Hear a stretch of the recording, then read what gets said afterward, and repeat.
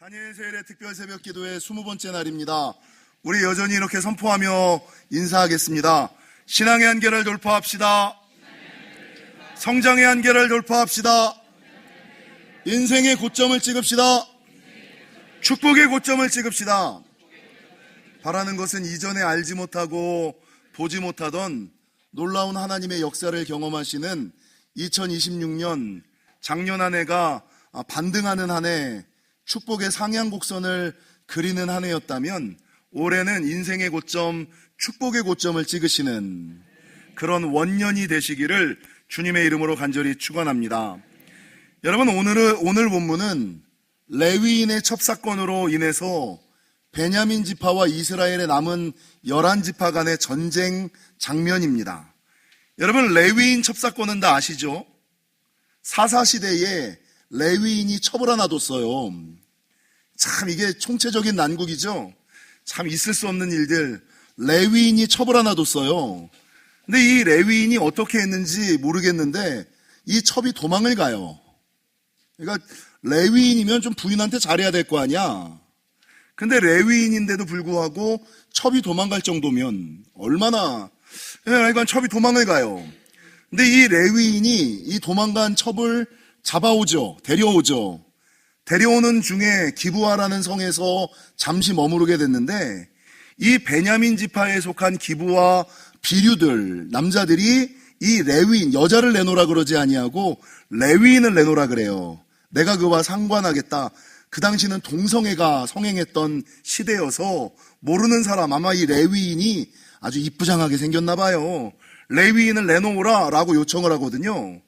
그러니까 이 레위인, 그리고 이 레위인을 자기 집에 청했던 사람이 레위인을 내놓을 수 없으니 이 비류들에게 뭐를 제안하냐면 레위인의 첩과 우리 딸을 데리고 가라. 이게 말도 안 되는, 자기 살자고 자기 부인을, 자기 살자고 자기 딸내미를, 이게 말도 안 되는 일 아닙니까? 하여간 이 첩을 내어줘요. 근데 이 비류들이 밤새도록 이 첩을 윤관하다가 돌려보냈는데 얼마나 시달리게 했는지 이 여인이 문 앞에서 죽죠. 근데 이 레위인이 그거를 늦게 발견을 해. 좀 일찍 발견하면, 아니 자기 마누라가 누군가에게 잡혀갔는데 잠이 와요? 근데 그걸 늦게 발견해. 무슨 인기척만 들리면 혹시나 밖에 나가서 기다리고 있든가 찾으러 다녀야지. 한참 잘 거 다 자고 늦게 나가서 이 여인이 죽어요. 그러니까 이 레위인이 억울했는지 자기 첩의 시신을 12토막을 내죠. 이거 그렇다고 해서 원수 갚기 위해서 사람을 12토막을 내? 12토막을 내서 이스라엘의 12지파에 보내요. 그래서 자기가 당한 일을 베냐민 지파의 악행을 고발을 하죠. 근데 이스라엘 사람들은 이 베냐민 지파의 악행을 듣고 그냥 내버려두면 안 되겠다라는 생각에 여러분 11지파가 연합을 하여 11지파 연합군과 이 한 지파 베냐민 지파 간의 전쟁이 지금 붙고 있는 장면이에요. 이 전쟁이 지금 바로 전쟁을 바로 눈앞에 두고 있는 장면이에요. 근데 여러분, 문제는 분명히 성경에 보니까 이 이스라엘 11지파의 연합군 군사의 숫자는 40만 명, 그리고 베냐민 한 지파 군사의 숫자는 26,700명. 40만 명이랑 26,700명이랑 싸우면 당연히 11지파 연합군이 이길 거 아닙니까? 그런데 이 사람들이 기도를 하고, 성경에 보니까 하나님께 기도하고 나서 전쟁을 해요. 하나님께 먼저 습관적으로 매일 하던 대로 하나님, 누가 전쟁으로 나아갈까요? 그러니까 40만 명이 다 나가서 싸우면 당연히 이길 텐데 굳이 40만 명 다 나갈 필요 없다. 40만 명 중에서 한 10분의 1 정도만, 지파 중에 한 지파만 나가도 충분히 베냐민 지파 정도는 이길 수 있다라는 생각에 11지파 중에 누가 올라갈까요? 라고 하나님께 기도로 물어요. 그래서 순서대로 첫 번째 유다 지파, 그 다음 지파가 됐는데, 여러분 40만 명과 26,700명이 전쟁을 했는데 첫 번째 전쟁에서 이스라엘 11지파의 사람들이 몇 명이 죽냐면 22,000명이 죽으면서 패배를 해요. 아니 40만 명이랑 26,700명이랑 전쟁을 하는데 40만 명의 11지파의 연합군이 22,000명이 죽거든요. 있을 수 없는 일이니까 두 번째 하나님께 올라가서 하나님 이게 어떻게 됩니까? 우리가 싸워야 됩니까? 말아야 됩니까? 누가 올라갈까요?를 또 물어요. 기도를 해요. 그래서 올라갔는데 그 다음에는 18,000명이 죽어요. 아니 40만 명이랑 26,700명이랑 싸우는데 40만 명이 두 번이나 지거든요. 그러니까 뭔가 이게 잘못됐다라는 생각, 아차하는 생각을 남은 이스라엘 11지파 연합군이 해석을 했는지 모르겠지만 오늘 본문 26절에 보니까 그때부터는 이제 심기를 다지고서 26절에 보니까 베델에 올라가서 구별하고 금식하고 예배해요. 장소를 구별하고 베델에 올라가서, 전쟁은 기브아에서 있는데 기브아에서 베델까지 15km 정도거든요. 15km까지 올라가서 여러분 그곳에서 기도해요. 그리고 그냥 기도하는 것이 아니라 기도에 금식을 더해요. 그리고 금식만 하는 것이 아니라 금식에 예배를 더해요. 예배도 번제와 화목제를 더해요. 그리고 세 번째 그렇게 장소를 구별하고 기도하고 기도에 금식을 더하고 금식에 예배를 더하고 나아갔을 때 세 번째에는 전쟁에서 완승하는 놀라운 역사가 있었다. 이게 레위인 첩사건으로 말미암는 전쟁 이야기라는 거죠. 여러분, 오늘 본문을 통해서 우리가 기억해야지 되는 거, 들어야지 되는 하나님의 음성이 몇 가지가 있는데, 여러분 첫 번째 음성은 무엇이냐? 다니엘 세일의 특별 새벽 기도회를 20일 하면서 매일같이 제가 말씀드린 것처럼 내 인생의 큰 문제, 막힌 문제, 어그러진 문제, 내 힘과 지혜와 능력과 방법으로 해결되지 않는 문제, 내 인생의 한계 상황, 내 인생의 불가항력적인 문제는 여러분 평상시 믿던 대로, 평상시 다니던 대로, 평상시 기도하던 대로 해서는 안 되고, 여러분 기도에 금식을 더하고 금식에 순종을 더하고 순종에 헌신을 더해야만 돌파되어진다. 오늘 본문도 동일하게 여러분 그 전에 전쟁을 올라갈 때 이 이스라엘 백성들 기도했어요. 첫 번째도 기도하고 두 번째도 기도했거든요. 그리고 베냐민이 악이고 내가 선이야. 내가 40만 명이고 그가 26,700명이야. 당연히 내가 이겨야 되는데, 내가 선이고 내가 하나님 편이고 내가 더 많은데 내가 더 이겨야 되는데 내가 진다고요. 여러분 그런 인생의 한계 문제 앞에서 장소를 구별하고 금식을 더하고 예배를 더하고 나아갔더니 풀리지 않던 문제, 열리지 않던 문제가 풀리고 열리는 놀라운 역사가 있었다라고 성경은 증거하고 있다라는 것이죠. 여러분 특별히 오늘 제가 이 본문에서 제가 잠깐 말씀드리는 것은, 여러분 이 이스라엘 11지파 연합군이 첫 번째 전쟁에 올라갈 때도 하나님께 기도했어요. 두 번째 전쟁에 올라갈 때도 하나님께 기도했어요. 근데 세 번째 전쟁에 올라갈 때도 하나님께 기도했어요. 무슨 차이가 있을까요? 아니 기도하고 문제 앞에 나아갔거든. 근데 왜 첫 번째, 두 번째 전쟁에서는 대패하고 세 번째 전쟁이 되어서야 왜 승리할 수 있었을까? 여러분 오늘 본문 거기 보면 첫 번째는 아까 말씀드렸던 26절 첫 번째 기도와 두 번째 기도는 그냥 하던 대로 하던 기도, 습관적으로 하던 기도, 형식적으로 하던 기도, 몸에 배어있던 기도라는 거죠.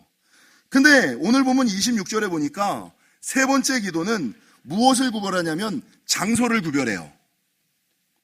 아니 전쟁은 기브아에서 일어나는데 여러분 베델까지 올라가서 기도하거든요.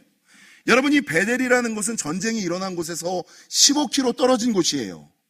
여러분 새벽 예배 기도하는 것도 집에서 기도할 수 있죠. 근데 왜 성전에서, 히스기야가 왜 성전에 올라가 기도하였을까요? 굳이 모든 사람들이 하는 기도, 우리 하나님은 무소부재하신 하나님, 여기도 계시고 저기도 계시고 거기도 계시고 모든 곳에 거하시는 하나님, 그러니까 내가 여기서 기도하든 저기서 기도하든 마음이 중요하지, 중심이 중요하지. 여러분 마음이 중요하고 중심이 중요하죠. 여러분 장소를 구별하며 기도했더니 그냥 기도한 것이 아니라, 여러분 기도에 뭘 더했느냐? 금식을 더하잖아요. 여러분 그냥 금식만 하는 것이 아니라, 우리가 다니엘 세일의 특별 새벽 기도회를 하면서 제가 맨날, 어차피 우리는 다니엘 세일을 지금 16년째 해요. 근데 16년째 하는데 기대함과 같이 미리 기도로 준비하고 기도의 제목을 세우고, 여러분 다니엘 세일의 특별 새벽 기도에 하나님께서 응답하시고 역사하시는 그 방법대로, 응답의 매뉴얼, 축복의 매뉴얼대로 하는 사람이 있는가 하면, 시간 정도환 목사가 매일 얘기하는 것처럼 여러분 하나님께 예물을 가지고 나아가는 사람, 거기다가 예물을 드릴 때 그냥 드리는 것이 아니라 똑같은 기도 제목이지만 굳이 우리 하나님 다 하시는데 똑같은 기도 제목을 21번이나 써서 올릴 필요가 있어? 여러분 있어요 없어요? 예, 우리 하나님 다 하시는데 뭐 굳이 손 아프게 똑같은 기도 제목 그 시간도 없는데 우리 하나님 다 하시는 하나님인데 그 21번 그거 써서 올릴 필요가 뭐가 있어? 이게 안 되는 사람들의 마인드인 거예요. 어차피 특세를 하는데 응답의 매뉴얼대로, 축복의 매뉴얼대로 여러분 기대하는 마음, 기도하는 마음을 가지고 여러분 응답의 매뉴얼, 축복의 매뉴얼대로 할 뿐만 아니라 순간순간 시간을 구별하고 장소를 구별하고 마음을 구별하고 예물을 구별하고, 어차피 하나님께 예물을 드릴 때 그냥 드리는 것이 아니라 한자 정성을 담아 미리 기도 제목을 쓰면서 하나님께 기도하고, 그러면서 나아갔을 때 하나님께서 응답하시고 역사하시는 것이 있는 것이지. 그래서 여러분 첫 번째, 두 번째 기도 안 한 사람들 아니에요. 기도했어요. 근데 기도의 격이 달랐어요. 구별하며 기도하고 금식하며 기도하고 기도에 금식을 더하고 금식에 순종을 더하고, 여러분 여호사밧과 브라가 골짜기의 축복도 동일하잖아요. 순종에 헌신을 더하고, 여러분 거기에 예배까지. 여러분 전쟁 중에 예배할 수 있어요? 얼마나 바빠. 전쟁 중에 싸우기도 힘들어 죽겠는데 무슨 예배를 하고 있어. 근데 그냥 예배를 하는 것도 아니라 번제와 화목제를 하나님 앞에 전쟁 중에 올려드릴 예배가 아니거든요. 번제와 화목제를 하나님께 올려드리면서 예배하며 나아갔더니 여러분 풀리지 않던 문제, 열리지 않던 문제가 풀리고 열리는 역사가 있었다. 여러분 이번 다니엘 세일의 특별 새벽 기도회를 통해서 어차피 하나님 앞에서 하는 거는 똑같아요. 11조 하는 거는 똑같아. 근데 11조의 축복이 다른 경우가 있다 그랬죠. 뭐가 다를까요? 앞에서 떼는 것과 뒤에서 떼는 게 달라요. 바득바득한 종이, 옛날에 저 어렸을 때는 헌금할 때 토요일날 맨날 하는 게 다리미지라는 거였어요. 하나님께 예물 드릴 때 그냥 드릴 수 없다. 미리 준비하여 드려야지 된다. 근데 신권을 못 바꾸면 여러분 그날 토요일날 저녁에 어머니랑 같이 다리미 꺼내가지고 돈이 다려서 봉투에 넣어서 1,000원을 드리더라도 그렇게 드렸어요. 이런 것과 11조를 앞에서 떼는 것과 11조를 뒤에서 떼는 것과 11조에 부어주신 하나님의 은혜가 같겠어요? 여러분 하나님의 일을 하는데 시켜서 마지못해서, 우리 재직선출이잖아요. 재직선출을 하는데 그냥 시켜서 마지못해서 억지로 하는 것과 찔려서 추천받아서 하는 것과, 여러분 어차피 하나님의 일을 하는데 자원해서 하고 기뻐하면서 하고 미리 하면 축복이 배가 되죠. 그러니까 어차피 할 거라면 머리를 좀 쓰셔야죠. 그래서 예물 드리는 것도 어차피 예물 드리는 거 한 달에 하나님께 예물 드리는 거 정해져 있어요. 근데 그것도 그냥 아무 생각 없이 툭 드리지 말고 하나님께 복받게끔 드려야죠. 이게 그 차이예요. 섬기는 거 똑같고 11조 하는 거 똑같고 기도하는 거 똑같다. 그러나 내 인생의 큰 문제, 막힌 문제, 어그러진 문제는 그냥 믿던 대로 알던 대로 다니던 대로 섬기던 대로 하던 대로 해서는 안 되고 구별하고 해라. 기도에 금식을 더해라. 금식에 예배를 더해라. 뭔가 좀 특별하게 해야. 그래서 우리 교회에 제가 특별한 헌금은 안 만드는데 유일하게 만든 헌금이 뭐냐면 특별 헌금이에요. 특별 헌금은 여러분 특별하게 드리는 거예요. 특별하게 드리는 거. 특별한 은혜를 받고 싶으면 특별한 예물을 하나님께 올려드려야 되는 거예요. 두 번째, 여러분 오늘 이 본문을 통해서 성경이 말하는 가장 중요한 게 뭔지 아세요? 여러분 첫 번째도 기도하고 전쟁에 나갔고 두 번째도 기도하고 전쟁에 나갔는데 왜 세 번째 기도할 때 하나님이 역사하셨을까? 여러분 그거는 뭐냐? 오늘 본문 18절을 한번 보실까요?